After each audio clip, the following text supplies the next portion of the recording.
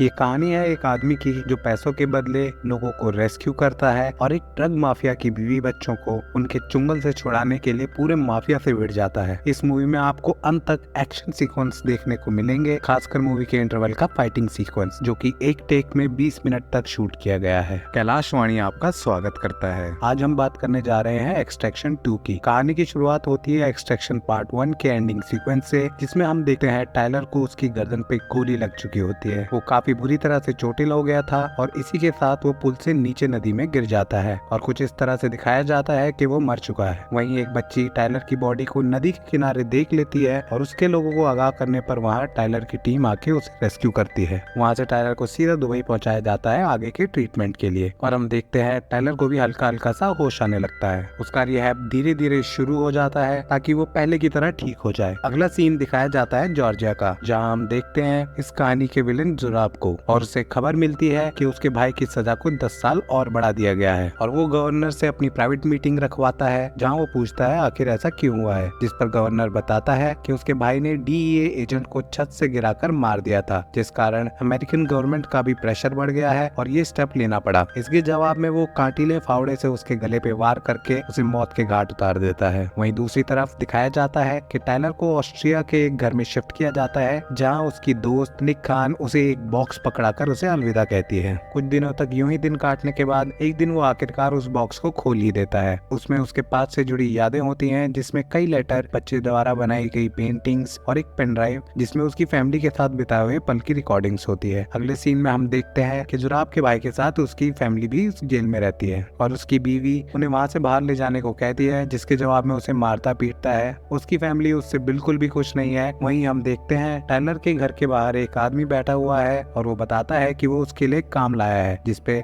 पहले तो टाइलर उसे वहां से जाने को कहता है, लेकिन वो आदमी उसे कहता है कि टाइलर की वाइफ ने उसे टाइलर के पास ये कह के भेजा है कि अगर इस दुनिया में कोई उस काम को कोई कर सकता है तो वो टाइलर ही है। और टाइलर मान जाता है और डिटेल जानने पर वो आदमी बताता है कि डेविड नाम के आदमी ने फैमिली को प्रिजन में अपने साथ कैद कर रखा है। उनकी बैकग्राउंड स्टोरी में वो बताता है कि कैसे जॉर्जिया में गृह युद्ध के चलते वो इस क्राइम के रास्ते पे आ गए हैं और अब उसने और उसके भाई ने एक अलग गैंगस्टर माफिया एम्पायर खड़ा कर दिया है और वो अपने आप को द नगाजी कहते हैं। तो कुल मिला के बात ये बनती है कि टाइलर को डेविड की फैमिली को वहाँ से रेस्क्यू करना है और वो अपनी दोस्त को बताता है कि उसे एक टास्क मिल गया है और उसके लिए वो अपने आप को तैयार करने लग जाता है, क्योंकि उसके पास कुल 6 हफ्ते होते हैं। उसकी दोस्त निक और उसका भाई यास भी अपनी प्लानिंग के तहत साइड की ओर चल देते हैं और हम देखते हैं कि वहाँ जेल का एक गार्ड भी उनसे मिला हुआ होता है और गाइड करते हुए उन्हें 5 मिनट का समय देता है। और यहाँ पहुँचता है टाइलर, जो चुपचाप से गार्ड द्वारा मार्क्स को फॉलो करते हुए जेल में पहुँचता है और जस्ट बाहर निकलता ही है कि बच्ची का टॉय नीचे गिर जाता है, जिसकी आवाज से वहाँ का एक कैदी उठ जाता है और सीटी बजा के पूरी जेल में खबर पहुंचवा देता है। और यहाँ हमको देखने को मिलता है मूवी का बेस्ट रेस्क्यू सीक्वेंस, जो कि 20 मिनट लंबा है और एक टेक में लिया हुआ है। इसके लिए आप मूवी को जरूर देखें और ऐसे ही मूवी एक्सप्लेनेशन के लिए चैनल को सब्सक्राइब करें और चैनल के बाकी वीडियोस भी देखें एंड हमें सपोर्ट करें। कहानी पे वापस चलते हैं और हम देखते हैं टाइलर उस फैमिली को लीड करते हुए धीरे धीरे आगे भी बढ़ता रहता है और साथ ही साथ सामने आने वाले गार्ड्स और प्रिजनर्स को एलिमिनेट भी करता रहता है। और इसी बीच डेविड वहाँ पहुंच जाता है और उन दोनों के बीच फाइट शुरू हो जाती है और आखिर में टाइलर उसका हाथ बीच में से फाड़कर उसकी गर्दन पर एक चाकू मारकर उसे खत्म कर देता है। तभी और लोग वहाँ पहुंच जाते हैं तो वो निक से बच्चों को लेके जाने को कहता है। वहाँ हम देखते हैं पूरी जेल के कैदी बागी हो जाते हैं और एक दूसरे को मारने लगते हैं और टाइलर बच्चों की माँ को गार्ड करते करते एक एक को मारता रहता है। वहाँ से निकलने के बाद वो देखता है कि और लोग उसका पीछा करने आ जाते हैं और इसी चेज के बीच उनकी गाड़ी को हिट लगता है और गाड़ी पलट जाती है, जिसमें बच्ची को हल्की सी चोट आ जाती है और वो लोग गाड़ियां छोड़कर वहां से एक फैक्ट्री के अंदर घुस जाते हैं और फैक्ट्री के अंदर भी जुराब के आदमी उनका पीछा कर रहे हैं। वहां से होते हुए वो एक ट्रेन पर चढ़ जाते हैं, जहां उनके कुछ आदमी भी हैं उनके साथ और टाइलर को और हैवी गन्स मिल जाती हैं और वो पीछा कर रहे चॉपर्स पर अटैक कर देता है। इसी बीच एक चॉपर से कुछ आदमी निक के पास इंजन रूम में पहुंच जाते हैं, जिनको वो एलिमिनेट कर देती है और इसी बीच उन्हें पता लगता है कि ट्रेन के ब्रेक्स फेल हो चुके हैं और ट्रेन पलट जाती है। डेविड के लड़के सैंड्रो को पता चल जाता जाता है कि उसके बाप को मार दिया गया है और इसी बीच निक भी ये जान जाती है कि टाइलर की बीवी उस औरत की बहन थी। वहीं हम देखते हैं कि जुराब पता लगा रहा होता है कि ये किसका काम है और डेविड का लड़का यास का फोन चुरा लेता है और जुराब को फोन कर देता है। जुराब उसे फोन पर भड़काने लग जाता है और उनकी लोकेशन जानने की कोशिश करता है। अगले सीन में हम देखते हैं कि टाइलर सैंड्रो को समझा रहा होता है कि उसे उसकी माँ का साथ देना चाहिए, जिससे सैंड्रो को गिल्ट फील होता है और वो उसे बता देता है कि जुराब यहाँ आ रहा है और हम सामने से जुराब के आदमियों को आता हुआ देखते हैं। एक एक करके जुराब के आदमी बिल्डिंग में पेनिट्रेट करना शुरू कर जाते हैं और जैसे ही टाइलर सबको कार में बिठाता है, सैंड्रो वहाँ से भाग जाता है और जुराब के पास चला जाता है। इसी बीच निक भी जख्मी हो जाती है। वहीं दूसरी तरफ हम देखते हैं कि जुराब के आदमी किसी भी सिक्योरिटी फोर्सेस को अंदर आने नहीं देते और साथ ही साथ प्लान के तहत निक और यास को वापस बिल्डिंग में धकेलने लगते हैं ताकि उनको पकड़ सके। जुराब के आदमी लगातार टाइलर की टीम पे गोलियां चला रहे होते हैं और जैसे तैसे वो एलिवेटर में घुस जाते हैं और छत की तरफ को जाने लगते हैं। निक और यास छत पर पहुंचकर जुराब के आदमियों से भिड़ रहे होते हैं। तभी टाइलर हेल्प मांगता है तो यास को नीचे जाना पड़ता है। नीचे आते वक्त जुराब के आदमियों से लड़ते हुए यास को कुछ गोलियां लग जाती हैं और निक भी लड़ते लड़ते छत के कोने पर पहुंच जाती है। हम देखते हैं निक को काफी चोटें लग चुकी हैं और वो बेहोश हालत में ग्लास सीलिंग से नीचे फिसल रही होती है। तभी टाइलर उसे नीचे फिसलते हुए देख लेता है और कूदकर उसे पकड़ लेता है, लेकिन वहाँ जुराब भी पहुंच जाता है और जुराब उन्हें मारने ही वाला होता है कि निक होश में आके उसके नीचे के कांच को तोड़ देती है और वो भी लटक जाता है। एंड टाइलर निक को बिल्डिंग की तरफ फेंक देता है और निक को फैमिली को बचाने को कहता है। इससे पहले कि एक आदमी उनको मारता, निक वहाँ पहुंचकर उसे मार देती है। अगले सीन में हम देखते हैं टाइलर एंड उसकी टीम चॉपर पे चढ़ने ही वाले होते हैं कि जुराब पीछे से यास को गोली मार देता है। टाइलर उसे बचाते हुए उसे चॉपर पर ले जाता है और वो लोग वहाँ से निकल जाते हैं, लेकिन यास उन गोलियों को झेल नहीं पाता और चॉपर में ही अपना दम तोड़ देता है। वहाँ से टाइलर और उसकी टीम सीधा उसके घर पर पहुँचते हैं, जहाँ उसकी वाइफ भी आ जाती है। वहीं जुराब का डिप्यूटी उसे समझा रहा होता है कि उनके लोग मर रहे हैं और उसे अब रुक जाना चाहिए, तो वो उसे ही गोली मार देता है और टाइलर को फोन मिलाता है क्योंकि उसके पास यास का नंबर था जिससे सैंड्रो ने कॉल किया था पहले। वो दोनों आपस में डिसाइड करते हैं कि वो लास्ट फेस ऑफ करेंगे ताकि ये किस्सा खत्म हो और वो टाइलर को अपनी बताई हुई जगह पे आने को कहता है। वहाँ से दोनों अपनी अपनी तैयारी कर लेते हैं और हम देखते हैं टाइलर उनके कैंप में घुस जाता है और एक एक करके सबको मारना शुरू कर देता है और इसी बीच उसे एक गोली भी लग जाती है। फिर भी उनका पीछा करते हुए वो एक खंडर में घुस जाता है। वहाँ वो देखता है जुराब ने सैंड्रो पे बॉम्ब लगा दिया है और वो सैंड्रो को ऑर्डर देता है कि टाइलर की गन लेके टाइलर पे ही गोली चला दे, लेकिन सैंड्रो शूट नहीं करता। इससे पहले कि वो टाइलर पे खुद गोली चलाता, वहाँ पर निक भी पहुंच जाती है और जुराब सैंड्रो को अपनी गिरफ्त में लेके निक को भी बंदूक नीचे रखने का ऑर्डर देता है। तभी टाइलर सैंड्रो को इशारा करता है और वो उसकी गिरफ्त से छूट जाता है और इसी बीच निक को कुछ गोलियां लग जाती हैं और टाइलर और जुराब